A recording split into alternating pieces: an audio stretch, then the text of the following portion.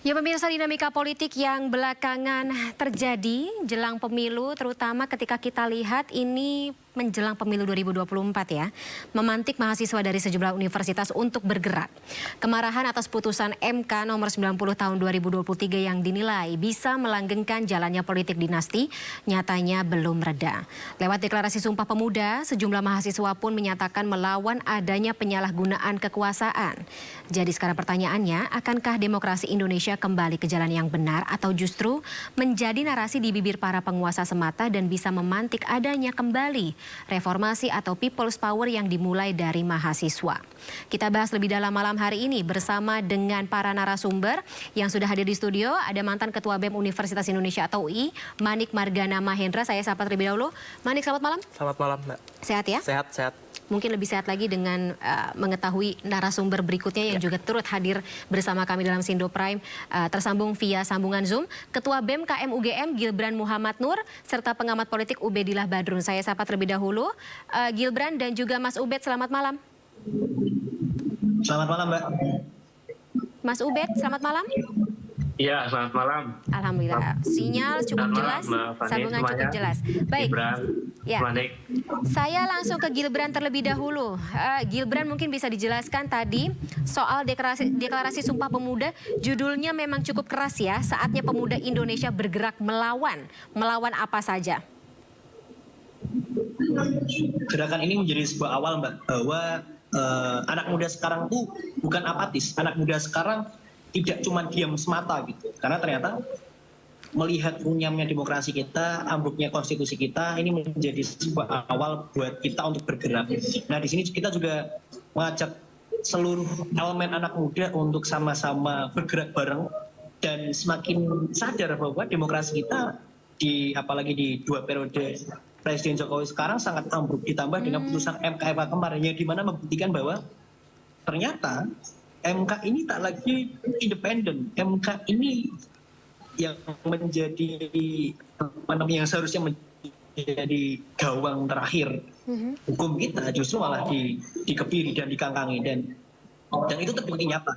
Dan oleh karena itu kami merasa, kami sebagai anak muda, dan kita coba mengajak berbagai macam elemen untuk bergerak bersama, mengamplifikasi gerakan, dan semoga ini menjadi awal demokrasi yang terakhir kembali di Indonesia. Yang kenapa tadi kita bawa jagung, karena kita ingin memberikan simbol bahwa demokrasi kita masih seumur jagung. Tapi kenapa di usia yang seumur jagung itu justru diinjak-injak dan justru dihancur leburkan? Kurang lebih begitu, Mbak. Oke, tapi kalau bicara mengenai sebuah gerakan tentunya ada tujuan, ada ekspektasi, ada harapan, dan juga target tentunya. Kalau dari deklarasi Sumpah Pemuda ini apa? Gilbran? Ya, ini menjadi inisiator. Halo? Iya, apakah suara saya terdengar? Monggo. Harapannya Aman. menjadi sebuah inisiator, menjadi sebuah pantikan lebih jauh, dan harapannya bisa semakin mengajak gerakan-gerakan yang lain untuk yuk kita merajut gerakan bersama dan sama-sama menyuarakan bahwa demokrasi kita ini ternyata tidak seideal itu. Itu yang pertama. Yang kedua, tentu menjadi salah satu wacana political pressure kepada MK dan kepada pemerintah untuk kembali ke jalan yang benar, kembali ke jalan demokrasi yang benar, kembali ke ruang lingkup kehidupan demokrasi yang seideal mungkin tanpa melupakan norma dan etika yang ada. Gitu, Mbak. Oke, mengajak orang-orang juga terutama yang punya concern sama dengan teman-teman mahasiswa ini untuk menyuarakan aspirasi yang sama juga. Baik, apakah aspirasi ini dan juga tadi concern dari teman-teman mahasiswa, Manik, juga muncul di kepala Anda? Mengingat kalau misalnya bicara mengenai BEM UI 2019 ya, dulu kan menjabat sebagai Ketua BEM UI 2019 dan kebetulan juniornya Manik saat ini mendapat intimidasi dalam proses berdemokrasi yang terjadi saat ini. Tanggapannya? Ya, jadi memang sangat disayangkan ya bahwa pada dasarnya tadi sudah disampaikan oleh Gilbran, usia demokrasi kita ini masih seumur jagung, tapi sungguh sangat disayangkan apabila hal ini tidak dikembangkan dengan lebih baik lagi, tidak tumbuh jadi lebih baik lagi. Termasuk diantaranya adalah dengan adanya kasus tadi ya, putusan MK yang kita bisa sama-sama melihat adanya benturan kepentingan yang menurut kami itu mencederai semangat demokrasi dan juga apa yang sudah dibangun dari reformasi tahun 1998. Kami melihat bahwa dalam konteks ini sekali lagi orang-orang muda gitu ya, kita selalu melihat narasi-narasi orang muda yang kemudian dimanfaatkan dalam momentum politik 2024 Jadi ini cuma buat hanya mendulang menjadi suara. mendulang suara. Itu yang kami sangat sayangkan. Kami melihat orang muda hari ini hanya menjadi komoditas. Kata 56% atau siapa yang bisa merepresentasikan orang muda seolah-olah kepentingan orang muda itu hanya bisa diwakilkan dengan orang yang usianya muda misalnya, atau dengan gaya yang muda, tapi tidak sama sekali membahas tentang narasi dan juga kebutuhan kami sebagai orang muda. Apalagi ketika itu menjadi arus pengarus utamaan dalam kebijakan gitu. Ini juga terjadi nggak ketika Manik menjabat? Ya, itu juga sudah sempat mulai ada gejala-gejalanya. Ada gonjang-ganjingnya sudah betul, terasa. di tahun 2019 kami pun juga kan melakukan aksi reformasi di korupsi pada saat itu, di mana memang banyak sekali yang kemudian kami kritik dan harapannya memang ada banyak perbaikan setelah itu gitu. Tapi ternyata balik lagi kita melihat MK ini menjadi salah satu bukti ya, putusan dari MK ini menjadi salah satu bukti bahwa demokrasi kita masih dalam kondisi rawan. Dan kami sangat berharap sebenarnya untuk melihat orang-orang muda di dalam konteks politik ini mereka tidak hanya dijadikan sebagai token. Ini yang seringkali kita lihat bahwa orang-orang muda selalu dianggap hanya sebatas komoditas angka, kemudian bagaimana caranya mereka merepresentasikan orang muda, tapi kemudian tidak sama sekali membawa narasi-narasi orang mudanya, prosesnya pun bahkan tidak sama sekali menggambarkan proses yang muda, gitu kan? Proses yang tidak baik kemudian dicontohkan kepada orang-orang muda, hingga akhirnya kami merasa bahwa perlu sekali bentuk kritik yang kami sangat mengapresiasi apa yang dilakukan oleh Gilbran dan teman-teman semua. Semoga langkah ini ya kita selalu melihat teman-teman mahasiswa selalu bisa menjadi jembatan antara apa yang kemudian dirasakan oleh masyarakat dan mungkin gitu ya masuk ke dalam konteks politik hari ini gitu. Dan perlunya tindak lanjut tentunya ya dari stakeholder terkait ya. Tapi kita masih menunggu sih bagaimana itikat baik tersebut. Tapi kalau dari Mas Ubed kalau begitu, Mas Ubed, wah. Ini saya nggak tahu ya mau dibilang nostalgia apa bagaimana ya ketika 98 gitu, ketika gerakan yang cukup masif terjadi.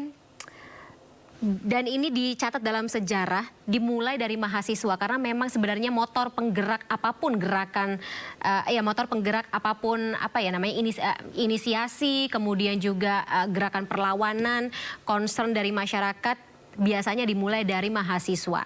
Apa yang Anda lihat dalam atau jelang pemilu 2024 gini? Apakah ada jejak-jejak untuk mereformasi sesuatu, mengubah sesuatu?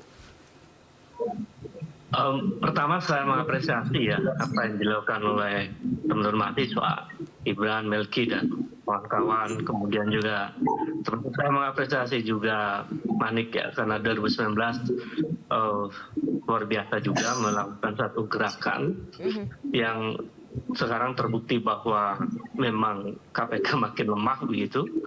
Kemudian harapan-harapan besar dari mimpi besar di 98 itu makin buruk sekarang sebetulnya. Jadi mimpi kita di 25 tahun yang lalu adalah hadirnya demokrasi yang berkualitas, bangsa yang beradab, bangsa yang civilized, bangsa yang mengutamakan tegaknya hukum, atau bahasa lain disebut dengan Rechtsstaat, bukan Maksat, bukan negara kekuasaan. Yang terjadi hari ini secara empirik memang terjadi stagnasi bahkan penurunan dari persoalan demokrasi, dari persoalan hukum, bahkan korupsi makin merajalela dan seterusnya. Nah, apa yang dilakukan oleh mahasiswa hari ini menurut saya adalah akumulasi dari sekian banyak persoalan yang disuarakan oleh anak-anak muda itu tidak didengar oleh elit. Puncaknya ketika Mahkamah Konstitusi membuat keputusan yang menurut saya sangat fatal ya. Karena di situ ada keterlibatan seseorang yang memiliki hubungan keluarga dengan istana dan dengan salah satu calon wakil presiden. Dan karena ini adalah fakta empirik bahwa ini terjadi pelanggaran berat dari aktor utamanya dari putusan MK itu, yang seharusnya ini tidak berlaku hukumnya. Jadi sebenarnya bisa saja melakukan satu terobosan hukum untuk tidak memberlakukan putusan MK itu. Tetapi yang terjadi kemudian masih diyakini bahwa final and binding itu dijadikan sebagai instrumen untuk pilpres berjalan begitu. Padahal itu cacat secara moral dan cacat secara hukum. Iya, konstitusi. Nah, akumulasi itu yang kemudian membuat mahasiswa saya kira menjadi sangat rasional ketika mahasiswa memiliki argumen yang kuat bahwa demokrasi telah runtuh, demokrasi telah dirusak, penegakan hukum telah dirobohkan dan seterusnya dan seterusnya. Sehingga kemudian mereka mengambil satu kesimpulan penting bahwa saatnya anak-anak mahasiswa sekarang memilih satu jalan perjuangan yang lebih naik levelnya dibanding tahun-tahun sebelumnya. Karena ini langsung menohok pada lapisan elit kekuasaan. Yang kalau dulu 2019 misalnya zamannya Manik itu kan lebih kepada melakukan perlawanan terhadap revisi Undang-Undang KPK pada waktu itu. Sekarang saya melihatnya apa yang dilakukan oleh Gibran dan kawan-kawan, Melki dan kawan-kawan, itu adalah satu gerakan yang langsung to the point pada aktor-aktor utama dalam pelumpuhan demokrasi, runtuhnya Mahkamah Konstitusi dan seterusnya. Jadi ini makin saya membacanya ada semacam radikalisasi, ada proses makin matang lalu makin kuat dan jejaringnya makin luas. Kalau UI, UGM, kemudian di Bandung tadi saya lihat juga udah ada demonstrasi dan seterusnya. Ini tanda-tanda luar biasa bahwa kita masih punya harapan besar hanya kepada mahasiswa dan anak-anak generasi Z sekarang yang sebetulnya mereka sangat memiliki alasan-alasan saintifik untuk melakukan gerakan perlawanan pada episode sekarang. Saya kira itu, Mbak Fani. Nah, ketika gerakan tersebut semakin masif, Mas Ubed, tentunya kalau tidak diperhatikan oleh stakeholder terkait ya seperti yang tadi saya suarakan atau saya tanyakan, akan jadi seperti apa situasinya? Ya, kekhawatirannya kan terutama ini kan jelang pesta demokrasi ya, pemilu 2024. Apakah aksi-aksi ini akan ditunggangi oleh kepentingan-kepentingan lain? Kemudian ya, lagi-lagi mungkin bisa jadi ada anarki atau bagaimana? Ya, saya kira dalam studi-studi tentang social movement atau gerakan sosial, itu selalu saja ada gagasan yang memandu sebuah gerakan. Nah, saya menangkap tadi yang dinarasikan oleh Gibran, itu ada gagasan.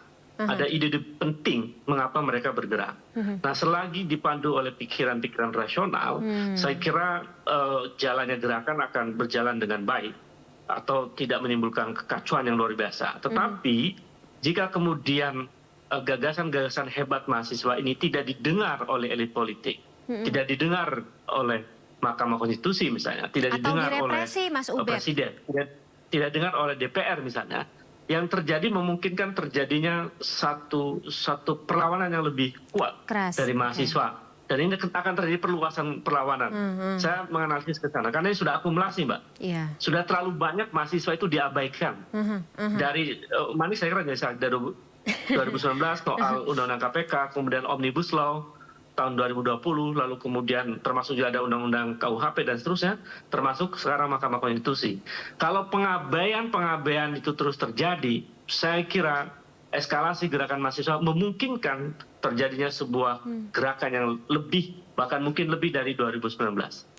Wow, oke. Saya harus konfirmasi dulu ke Manik.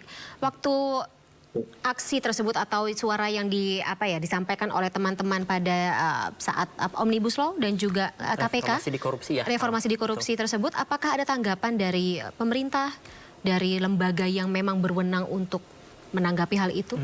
Ya, itu dia tadi yang sudah disampaikan oleh Mas Ubed ya, bahwa memang di tahun ini berbeda karena sudah jelas siapa tokoh-tokohnya yang tersentralisasi gitu ya. Sementara di tahun 2019 memang itu cukup menyebar karena konteksnya adalah kami melakukan aksi di depan DPR RI maupun juga di depan istana. Tapi rasa kecewanya sama. Sama, ya. Jadi pada akhirnya ya memang tidak dikabulkan secara serius gitu ya. Termasuk diantaranya Undang-Undang KPK tetap disahkan, kemudian RKUHP meskipun disahkannya belakangan, saat itu masih ditunda untuk dibahas, kemudian disahkan di tahun selanjutnya, masuk juga ke Omnibus Law dan lain-lain. Jadi menurut kami, kalau kita melihat konteksnya dalam hal ini adalah perjuangan mahasiswa, maka saya rasa betul ini bisa menjadi sebuah bentuk akumulasi kemarahan masyarakat yang kemudian kita sangat berharap gitu ya, ini bisa segera direspon oleh elit-elit politik untuk menjadi suatu semacam pesan apa yang sebenarnya bisa mereka lakukan pasca pemilu 2024 ini, atau bahkan kita bisa menghindari tadi benturan-benturan kepentingan atau hal-hal yang kemudian merusak demokrasi kita gitu. Jadi dikendarai kepentingan-kepentingan yang tak perlu. Betul. Dan itu yang kami sangat khawatirkan di pemilu 2024 ini. Harapannya balik lagi orang-orang muda di luar sana juga bisa melihat bahwa ini bukan masalah kecil, ini adalah masalah yang kemudian semakin lama semakin terlihat aktor-aktornya, kemudian bagaimana pola-polanya yang harus kita sama-sama maknai sebagai sebuah bentuk perlawanan dan bentuk perjuangan. Dan kalau dibiarkan akan menjadi sesuatu yang laten dan Betul, tentunya betul. merusak demokrasi Indonesia secara keseluruhan. Oke, saya balik ke Gilbran. Gilbran tadi salah satu, kalau katanya Mas Ubed adalah salah satu bentuk ambruknya demokrasi dan juga kerawanan ini dilihat dari bagaimana pertanyaan-pertanyaan atas kebebasan berpendapat yang terjadi. Ketika ini kita tahu dialami oleh rekan sesama mahasiswa dan juga hadir dalam Deklarasi Sumpah Pemuda hari ini, Melki ya dari sebagai Ketua BEM KM UI. Ketua BEM UI maksud saya. Ini juga apakah sempat dialami oleh teman-teman lainnya? Ya Gilbran mungkin juga salah satunya mendapat intimidasi yang sama atau mendapat sesuatu gangguan ketika sedang menyuarakan aspirasi? Menarik Mbak pertanyaannya. Bicara soal intimidasi sebenarnya kerap terjadi sepanjang tahun ya.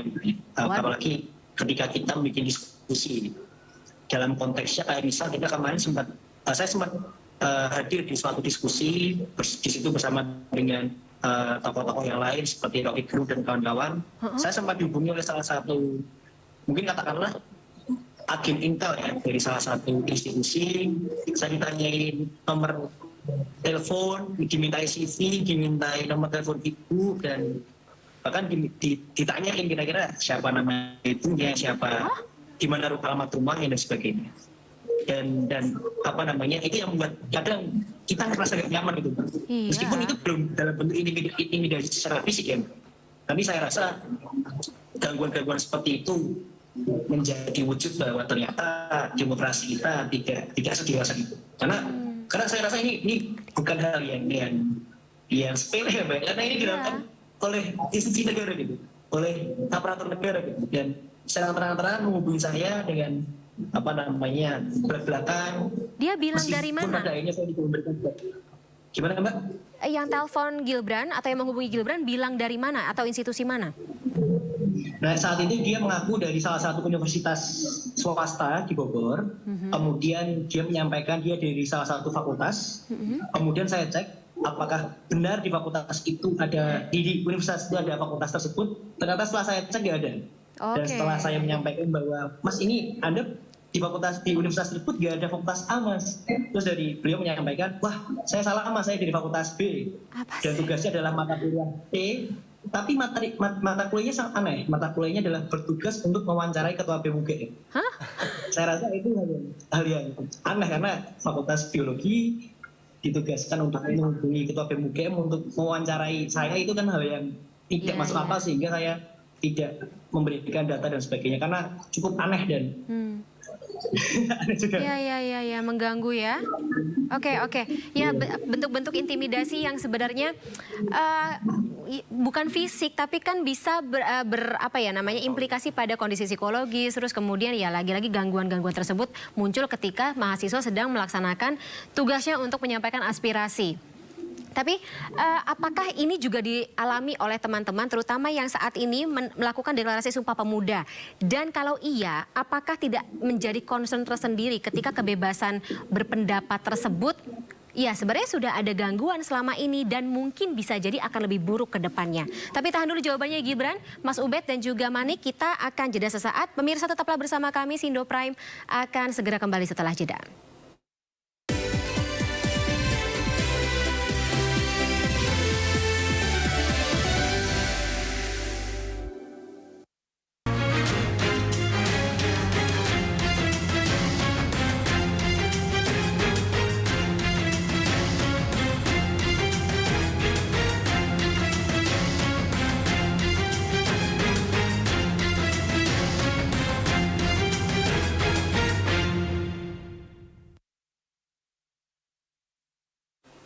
Ya pemirsa, masih menjadi sebuah pertanyaan.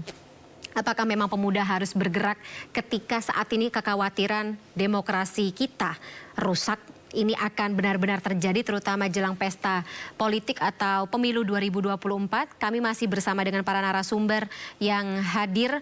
Sebelumnya di studio ada Manik Margana Mahendra selaku mantan Ketua BEM UI 2019. Kemudian via sambungan Zoom ada Gilbran Muhammad Nur selaku Ketua BEMKM UGM dan Ubedillah Barun selaku pengamat politik. Saya kembali ke Gilbran ya. Gilbran, tadi sesuai dengan pertanyaan saya sebelum jeda, ini bentuk intimidasi tentunya kita takutkan atau khawatirkan masih akan berlanjut, terutama ketika gerakan dari para mahasiswa tampaknya akan, maksud saya tidak akan berhenti begitu sampai ketemu dengan ekspektasi atau target atau mungkin reaksi yang sudah seharusnya dilakukan atau dikeluarkan oleh pemerintah. Apakah tidak ada concern tersendiri bentuk intimidasi ataupun gangguan tersebut akan berlanjut ke depannya? Yang jelas dulu Mbak, kita sadar betul bahwa ini adalah konsekuensi kita. Konsekuensi berteriak lantang di jalan kebenaran, berteriak garang di tengah kerusuhan, di tengah bobroknya zaman gitu ya. Jadi apapun masalahnya, apapun intimidasinya, saya rasa harus tetap kita hadapi bareng-bareng. Dan kami yakin kita saya nggak gerak sendiri, ada Melki, ada kawan-kawan yang lain. Jadi saya sama sekali tidak merasakan takut. Itu yang pertama. Yang kedua, justru saya prihatin dengan kondisi itu. Hanya karena kita bikin diskusi, hanya karena kita membuat sebuah ruang-ruang intelektual, saya dihubungi oleh orang tidak dikenal, kemudian dimintai pertanyaan-pertanyaan yang aneh. Bahkan sampai sekarang bukti chatnya masih ada itu. Dan saya rasa itu menjadi wujud memprihatinkan bagi bobroknya aparatur kita ya, bahwa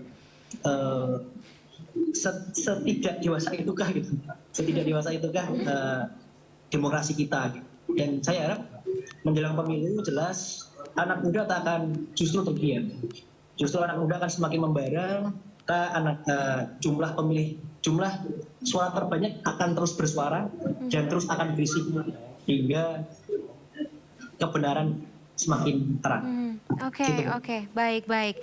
Dan tentunya ya lagi-lagi ini sih sebenarnya mengingat bahwa aspirasi atau semangat dari para mahasiswa inilah yang mengubah negara, terutama ketika kita lihat di sejarahnya di tahun 98 ini yang menjadi trigger perubahan yang baik bagi negara.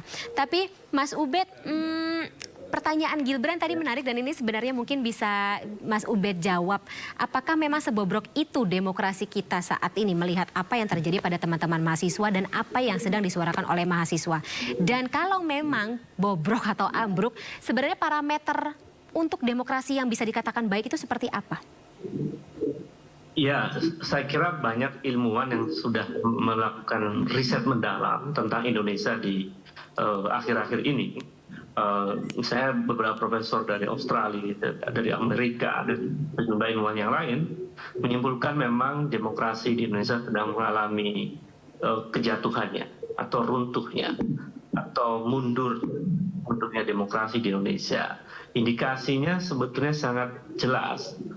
Misalnya kita mengutip dari beberapa rilis yang diungkapkan oleh lembaga riset terkemuka di Ekonomis, menyebutkan bahwa indeks demokrasi kita itu memang masih masuk kategori flawed democracy, demokrasi yang cacat, yang penuh dengan satu praktek kekuasaan yang justru membuat demokrasi itu mengalami erosi. Angkanya misalnya kebebasan sipil kita itu angkanya masih 5,59, masih merah. Kemudian kebebasan internet kita, ada internet freedom juga sangat rendah, angkanya di bawah 5 bahkan. Kemudian indeks hak asasi manusia kita juga masih di bawah 50 skornya, persisnya sekitar 3,3. Jadi memang sangat memprihatinkan kondisi sekarang. Apalagi misalnya kalau ini kan ada putusan MK yang sangat luar biasa ini, lalu tahun depan prediksi saya indeks demokrasi kita lebih buruk dari tahun ini. Artinya memang betul-betul mengalami satu situasi yang membuat kita malu. Kaum akademisi Indonesia itu kalau berdiskusi dengan teman-teman dari negara-negara lain itu malu kita. Seolah kita nggak ngapa-ngapain begitu. Karena praktik kekuasaan yang mengabaikan aspirasi publik, bahkan parlemen membuat undang-undang juga nggak mendengarkan aspirasi publik, nggak ada meaningful participation itu. Nah, itulah indikasi-indikasi dari bobroknya demokrasi kita. Dari kebebasan sipil yang rapotnya merah, dari partisipasi warga yang tidak didengar juga rapotnya merah, kemudian dari budaya politik kita juga rapotnya merah, dari pergerakan hak asasi manusia kita juga rapotnya merah. Jadi terlalu banyak merah untuk menjelaskan tentang demokrasi di Indonesia saat ini. Dan parahnya, rapot merah demokrasi itu diproduksi oleh elit kekuasaan yang dilakukan secara vulgar. Terang-terangan ya. Ini sungguh-sungguh saya aneh apa yang sekarang terjadi itu. Artinya nggak ada sedikit pun rasa malu atau bekerjanya otak di dalam dirinya untuk melihat tingkah laku kekuasaan ini sebetulnya sudah tidak sesuai dengan konstitusi misalnya, tidak sesuai dengan akal sehat misalnya. Tapi dia lakukan. Ini kan parah. Ini separah-parahnya praktik kekuasaan yang ditunjukkan secara vulgar. Nggak ada malunya. Dan oleh karena itu saya kira karena begitu vulgarnya praktek kekuasaan yang anti demokrasi, yang meruntuhkan demokrasi, maka publik ini seperti dipertontonkan secara terbuka gitu. Jadi publik tidak hanya mahasiswa ini sebenarnya yang mengalami situasi mungkin juga memendam amarah, tapi masyarakat kecil. Saya bertemu dengan beberapa kelompok pekerja misalnya, buruh, bahkan kemudian supir taksi, kemudian sempat saya ke kampung di Jawa Barat ketemu petani. Mereka juga heran, ini negara mau dibawa kemana sebetulnya? Nah, ketika kekecewaan demi kekecewaan itu kemudian makin luas, saya meyakini ini memungkinkan terjadi akumulasi satu gerakan besar yang memungkinkan akan menemukan satu titik temu apa yang harus dilakukan oleh mahasiswa. Dan saya kira kalau mau ini tidak terjadi, sebetulnya sederhana. Mahkamah Konstitusi lakukan langkah-langkah penting ya untuk membuat semacam terobosan hukum untuk membatalkan putusan MK itu. Lalu KPU juga mesti sadar KPU melakukan kesalahan besar karena menerima pendaftaran seorang calon wakil presiden dengan putusan yang aktornya dianggap sebagai melakukan pelanggaran berat begitu. KPU juga harus melakukan langkah-langkah penting.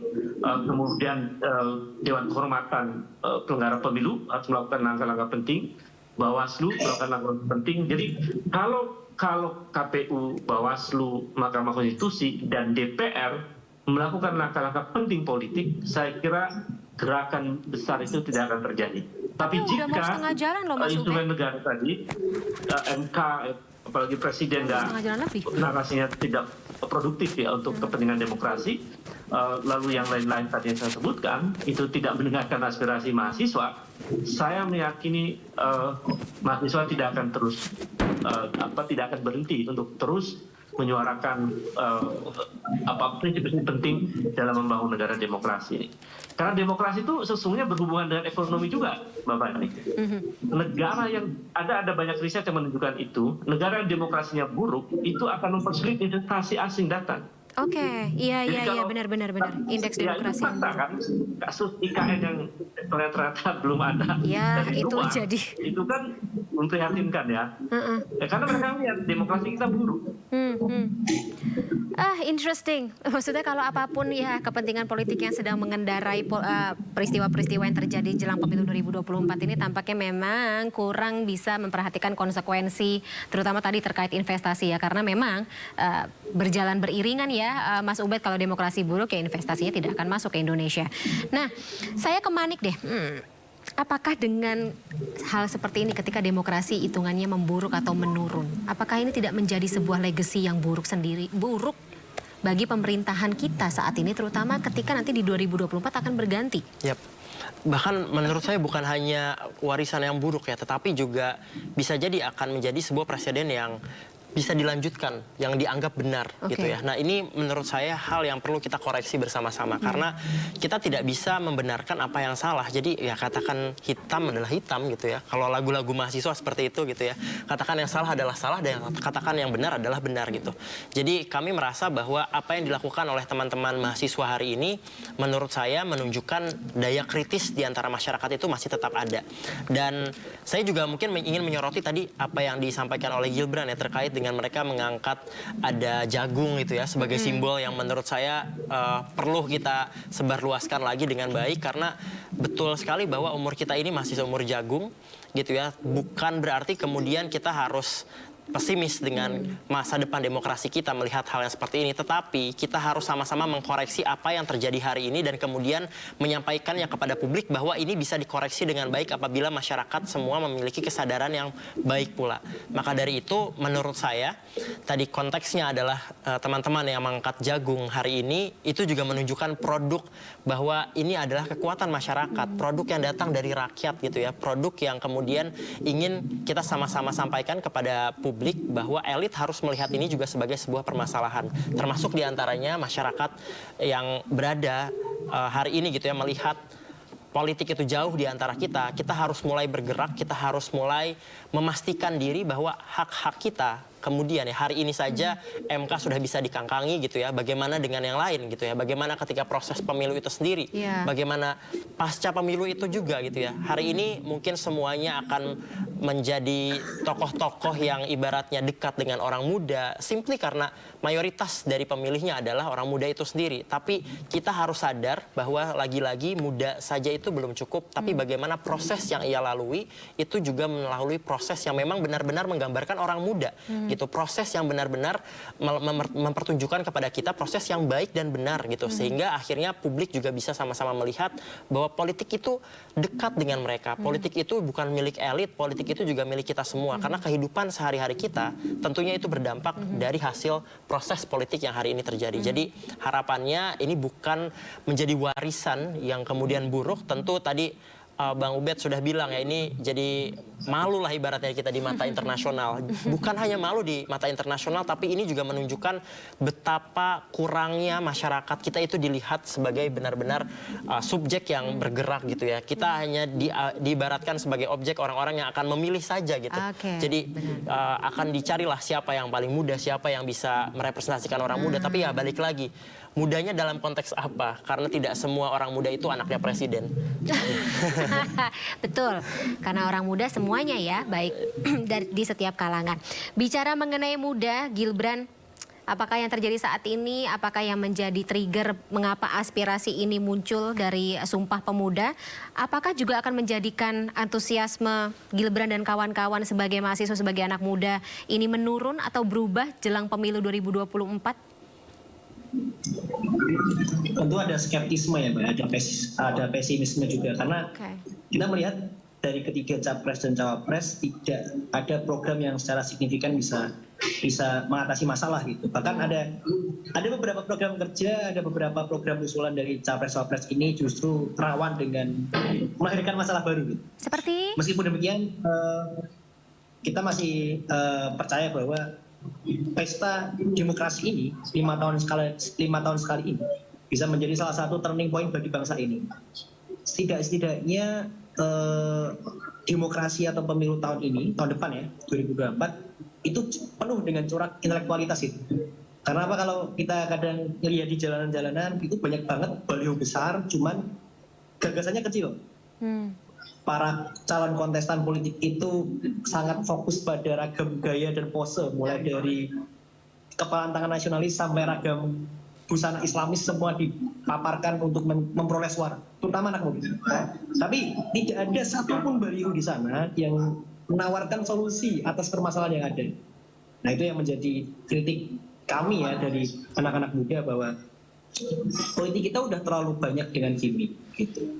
Politik kita udah terlalu keruh dengan distraksi dari substansi yang ada, ditambah dengan black campaign dan sebagainya. Meskipun demikian, kita anak muda masih punya tugas nih.